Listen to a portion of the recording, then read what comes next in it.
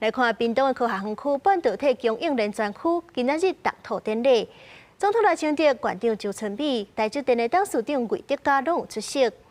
除了原本計劃棒球場、高鐵站，這陣佫加入台積電的供應鏈廠商，望是會當請佫較濟屏東的人才。第一場，祈求開工順利。龍時一到，總統賴清德、縣長周春米和台積電董事長魏德嘉吐土祈求順利。屏東科學園區半導體供應鏈專區12動土典禮，不過典禮開始進前煞落大雨，現場大卡貴賓區積水，出現小可狀況。總統賴清德表示感謝天公伯落雨，安尼水就無問題。伊嘛順續向半導體廠商保證，台灣的電嘛無問題。下雨下成這個樣子，怎麼可能缺少水呢？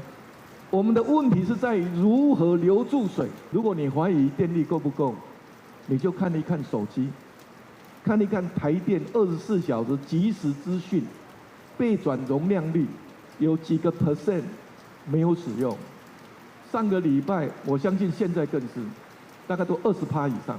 原本魏德嘉今仔日要飛美國，但是受到總統專工邀請，伊就改期選擇來屏東。台積電正式進駐，算是指標性的發展。半導體結合地方產業和教育，規個科學園區有學校、棒球場、甲高鐵站。縣長周春米嘛表示，屏東科學園區的推設，唔但是城市發展的進步，上重要的是產業才會當和其他縣市平衡。在南科管理局的統籌之下，嘉義、台南、高雄、屏東都是我們大南方新矽谷的一員。如果沒有他們，台積電今天沒有這樣子的成就，所以我特別感謝我們供應鏈的夥伴們，我也感謝屏東縣政府可以提供土地，讓我所有的供應鏈的夥伴可以長遠的發展。